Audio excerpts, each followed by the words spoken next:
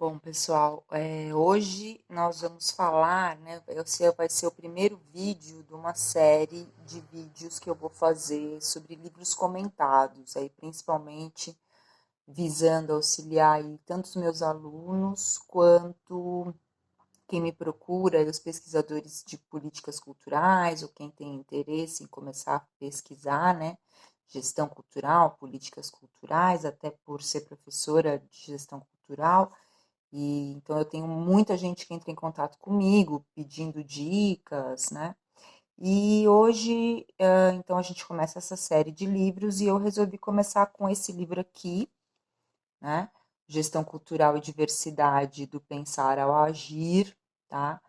É um livro organizado pelo José Márcio Barros e pela Jocastra Holanda Bezerra. O professor Zé Márcio aí, quem não conhece, por favor, conheça essa figura sensacional aí da gestão cultural, professor na UENG, né, na Universidade Estadual de Minas Gerais, também aí professor lá da UFBA eventual e uma pessoa incrível, um alto astral, um parceiro aí de muitas reflexões que todo mundo que conhece adora, né?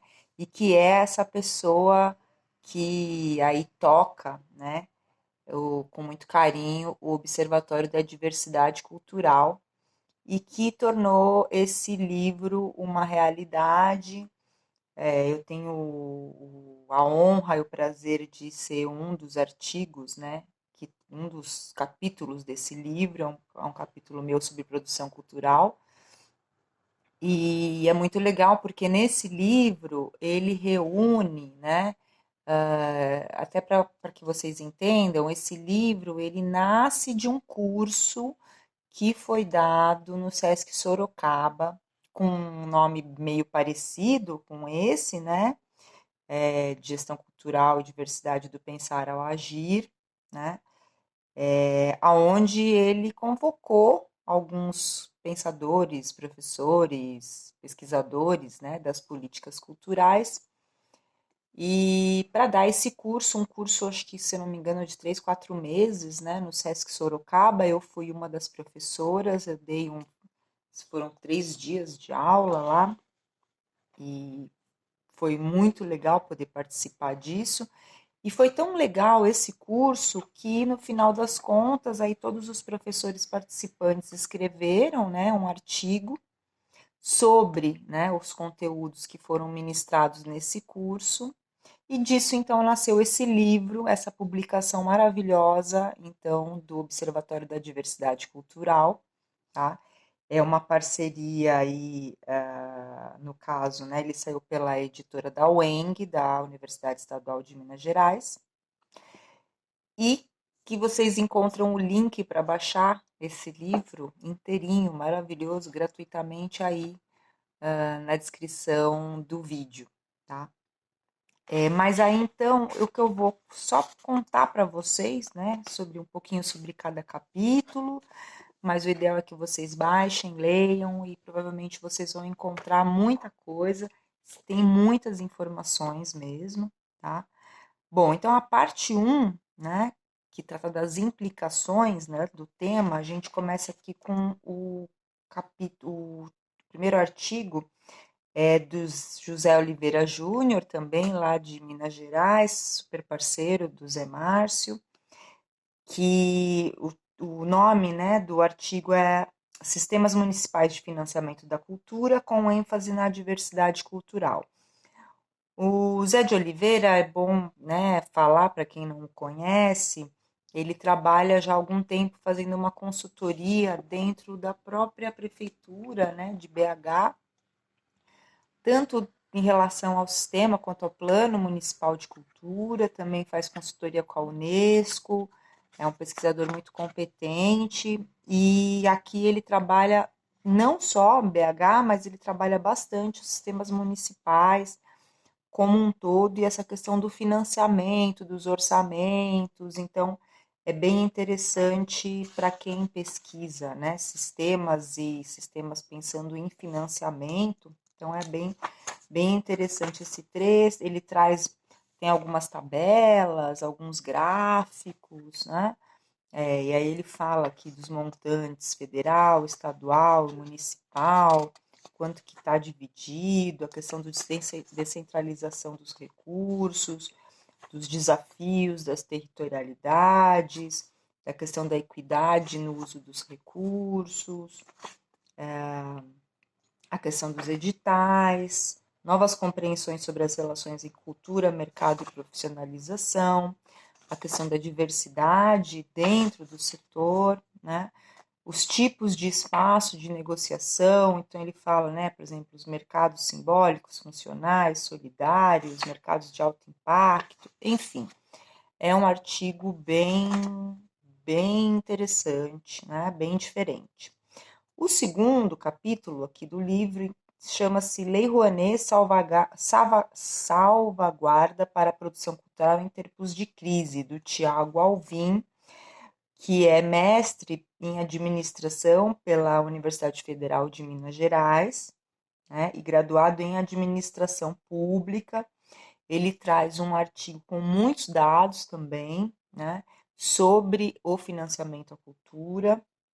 Ele fala dos efeitos da crise sobre o financiamento de projetos, aí ele fala de diversos tipos de fomento, de execução pública direta, indireta, fomento público direto, indireto, investimento privado não incentivado, traz diversos gráficos também, vários números, né? O artigo todo é recheado por gráficos diversos, tá? Fala de PIB, fala de algumas questões de possibilidades de aperfeiçoamento do mecanismos de financiamento, também fala da questão de distribuição de investimento das empresas estatais relacionadas aí ao caso da Lei Rouanet, tipo Eletrobras, Correios, Petrobras, Banco do Brasil, né, que sempre utilizaram bastante, mas também de empresas privadas, né, por exemplo, os 30 maiores grupos empresariais investidores da Lei Rouanet em 2016, aí ele traz uma lista, tá? A questão dos estados e dos municípios, como, né, esses recursos estão distribuídos ou não, né, em estados, municípios, nos territórios, a questão da relação com os empreendedores, a questão dos patrocinadores e como anda a questão da agenda, né, dos patrocinadores em relação a isso. Ele fala também da autorregulação do próprio mercado, a oferta regionalizada como indutor de mais e melhores iniciativas culturais, fala da questão dos empreendedores locais. Enfim, é um texto muito voltado a essa questão, justamente por ser da Lei Rouanet, então fala bastante de mercado, né? O terceiro artigo do livro chama-se Participação Social e Gestão Cultural, Desafios e Oportunidades para a Construção de Políticas Públicas de Cultura. É um texto da Jordana Santos e da Renata Mello, né? Ambas também do Observatório, né? A Jordana, ela é professora na Federal do Mato Grosso, e a Renata Mello, ela é doutora pela UFBA, em Comunicação, Cultura e Sociedade, né? Então, esse texto, ele vai tratar especificamente da reflexão em cima do que é participação social, né? Isso que é o ponto central desse texto, né? E como é essa participação social e qual a importância disso dentro da gestão cultural e das políticas culturais, né? Então, ele fala de conselhos, de conferências. Então, para quem pesquisa participação social, inclusive elas trazem aqui algumas sugestões de leituras, links, bem interessante. O próximo é um texto da Jocastra, né, Holanda Bezerra, também que ajudou o professor Zé Márcio aí, trabalhou junto com ele na organização desse livro. A Jocastra, ela é mestre em Políticas Públicas e Sociedades pela UES, né, do Ceará. Acredito que deve trabalhar com o professor Alexandre Barbalho. e também é integrante aí do Observatório da Diversidade. O nome do texto é Política Cultural e Gestão nas Culturas Populares. Então, a reflexão, que é bem importante, né, até por conta das culturas populares terem balizado muito a construção de políticas culturais aí ao longo dos últimos 20 anos, né, principalmente pela rede do Fórum, né, de Culturas Populares, sempre esteve muito presente, todas as conferências. Então, esse texto vai um pouco nesse sentido, né, até pela discussão do que é o que é cultura popular, né, de fato, num país como o Brasil, por exemplo. Então, a reflexão ela vai nesse sentido, mas também fala da própria gestão na própria questão das culturas populares, né? E tem aí ela trata da questão das dimensões simbólica, social, econômica, que são esses três pilares aí do Sistema Nacional de Cultura, né? Então, para quem trabalha dentro dessa linha, também pode ajudar a trazer algumas novas informações. Próximo texto, A Construção Territorial das Políticas Culturais, é um texto do Juan Inácio Brizuela, quem conhece, né, querido Juan, nosso parceiro aí argentino que adotou o Brasil, agora está morando no interior da Bahia, né, com a mulher dele, terminou o pós-doc, e traz esse texto muito legal, onde ele trabalha a questão do cultura viva, também pensado não só no Brasil, mas aí ele traz a experiência da Argentina e de outros países latino-americanos, né?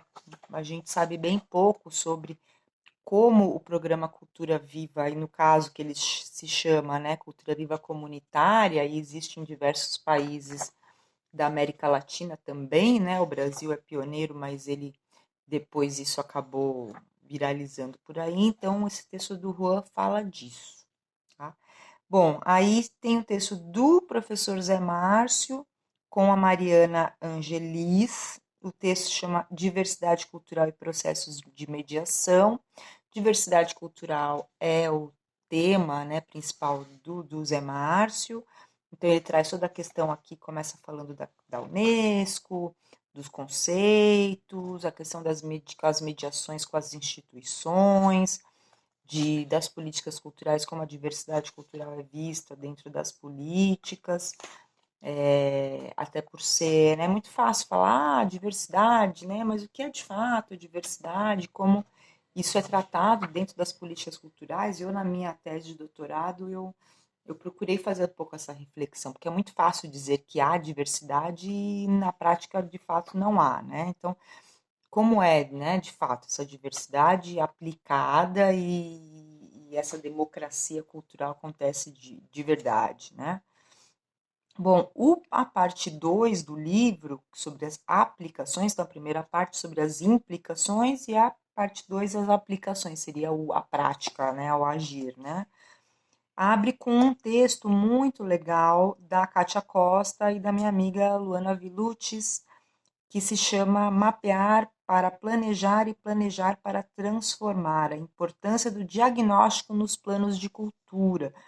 Isso é super importante, todo mundo que estuda sistemas, né, de cultura sabe a importância gigantesca de um bom diagnóstico para a construção de um sistema de cultura, e principalmente do plano, e sabe também a dificuldade, né, de fazer um diagnóstico, e aqui elas trazem nesse texto de uma forma muito interessante toda a questão de métodos, de como é que foi pensado, falam dos mapas culturais bastante, de como utilizar algumas informações que já existem em alguns territórios, falam de São Paulo, falam do Ceará, falam do Maranhão, tem algumas tabelas, tem alguns desenhos, né, que isso aqui é bem interessante, é até interessante pontuar, né, a Luana foi bem uma das pessoas que ajudou a pensar aí o Plano Municipal de Cultura de São Paulo,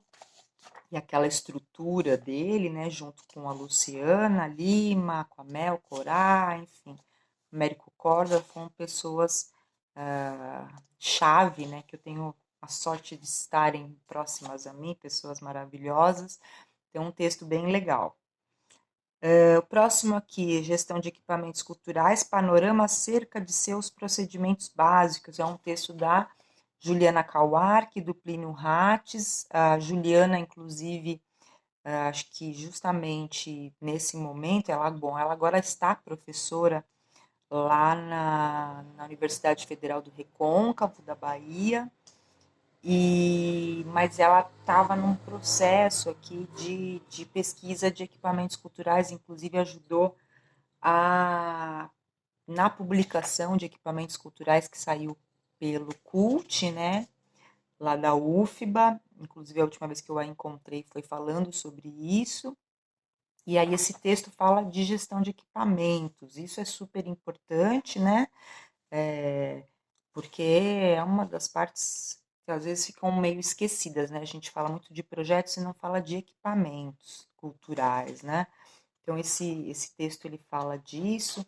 traz um panorama também, fala de questão de planejamento, gestão de pessoas, gestão de recursos, dos processos, das rotinas, da comunicação, de curadoria, programação, questão do público, questão da acessibilidade, enfim.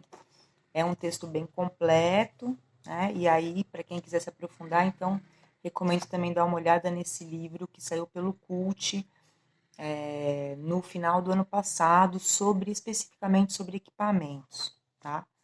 Depois um texto chamado Gestão de Projetos Culturais, com a Mariana de Barros de Souza e o Sócrates Oliveira Júnior, tá?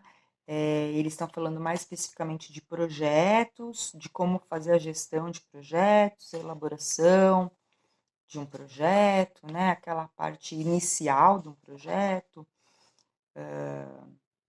de alguns desafios na execução contínua, né, como gerar sustentabilidade, depois a importância de prestação de contas aos órgãos públicos. Então, eles falam bastante de prestação de contas, tem boa parte do texto é sobre prestação de contas, e isso é bem raro, né, textos que falem disso, tá? O próximo texto chama-se Aspectos Formais e Jurídicos do Trabalho com a Cultura. Ele é um texto da Sheila Piancó e da Diana Gebrim. Esse, acho que é uma outra parte bem importante, né?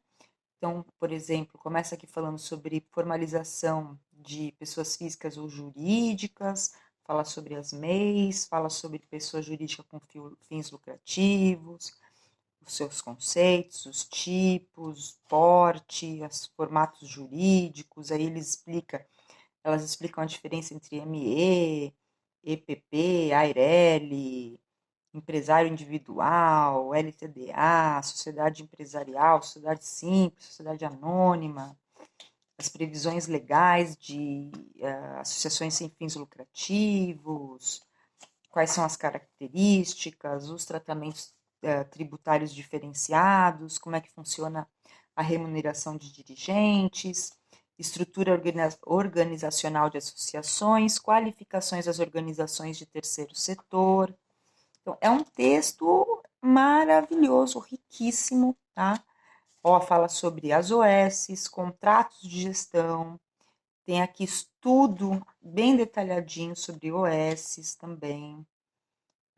Tem até coisa, ó, certificado de injeção de entidade de beneficência de assistência social, SEBAS, eu nem conhecia, a questão dos conselhos de assistência social, questões jurídicas específicas das áreas de artes e culturas, questão de contratos, qual é a diferença de contrato de prestação de serviço e contrato de trabalho, fala também, olha, propriedade intelectual, direitos autorais, é bem, nossa, é quase uma tese de doutorado, é enorme o texto, direito de imagem, OMB, SBAT, nossa, tem muita coisa.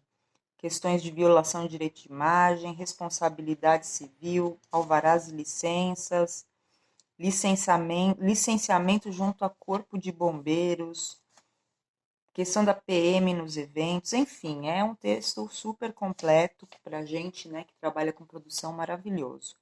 Aí depois vem um texto meu, até fiquei, né, depois desse texto maravilhoso, meu texto ele já vai ele é muito voltado para compreender, né, a relação entre a questão do projeto cultural e do projeto em si, na prática, né? Então, eu trago essa introdução falando sobre o que é o projeto cultural, né? Isso é muito pensado até no meu mestrado, mas depois eu já entro na produção em si, né, no chão de fábrica, na montagem, desde quanto custa e como é que eu vou fazer para ganhar um dinheiro para bancar o evento.